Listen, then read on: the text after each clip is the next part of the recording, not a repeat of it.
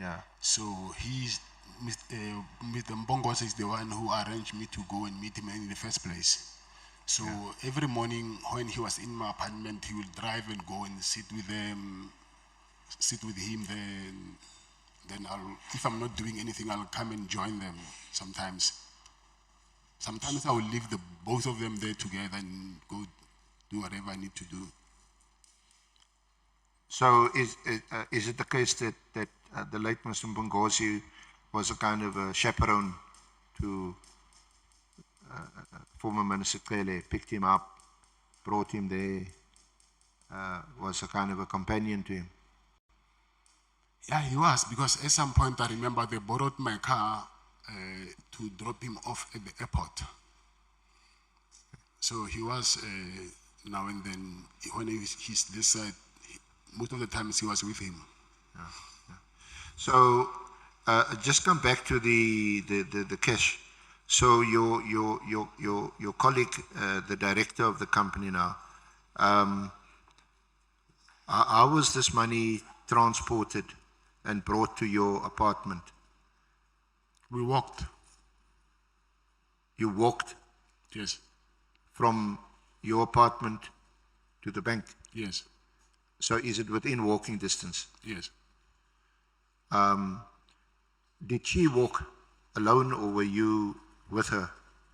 I met her in the bank. So you met her at the bank? Yes. And you walked with her from the bank to your apartment? She went to her place and then I went to my apartment, yes, with the money. So you went to your apartment with the money? Yes. After picking up the money from her, where, at the bank or some other Yes, place? yes, in the bank, yeah. At the bank.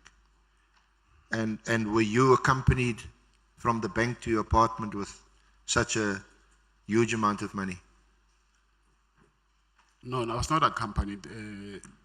I don't know if you know mainland Maine. You can actually walk from inside the center, the mall. You don't need to get outside the mall and go to my apartment. Okay.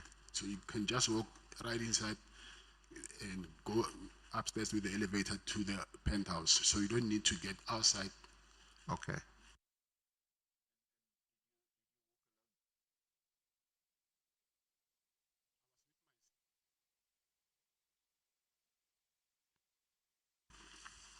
Can you hear me?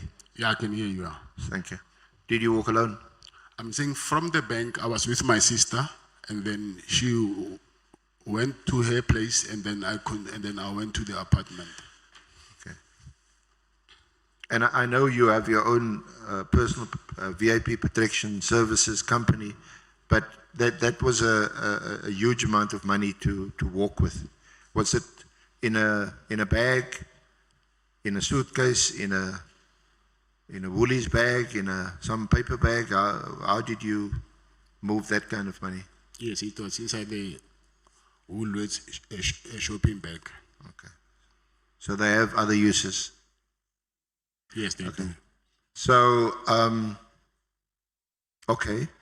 And meantime, Minister Cele is in the apartment with Mpongosi waiting for you to bring the money? Yes. And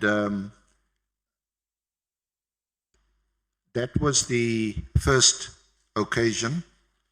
And do you know how Minister Cele would have traveled from Durban to Pretoria? Was it by road? Did he fly? I think he will fly most of the times. I think he will fly. Yeah, because you mentioned that Bongos used once. Yeah, I borrowed him a car once. Once to the airport. Now, for someone to travel, whether it's by road or air, with 300,000 in a Woolies bag, that sounds really far-fetched. How? Well, I wouldn't travel with 5,000 rand, and knowing that, you're at risk of perhaps being, if you're on the road, maybe being hijacked, being stopped. or just misplacing the money? I don't believe so. All I'm just asking or putting to you is it's really it's really odd, strange, unusual, highly unusual situation that you give 300,000 to a person in a Woolies bag, and that person has to take that money back to, well, presumably he took it back home to where he stays in KZN. I didn't say he took it back to KZN, and I don't know where he took the money to. I just gave him the money. What did he do with the money? I don't know. Well, he obviously took the money. It wasn't any longer in your apartment. Yes. Okay. And you can't remember how long did he stay at your apartment? I think he came to visit three or four times. I don't remember well. Sometimes for 3 days, 4 days, 2 days. Yeah. So the first time you can't also recall after the first transaction of 300,000, you can't remember how many days he stayed at your apartment. I was not keeping count. And then on the next occasion,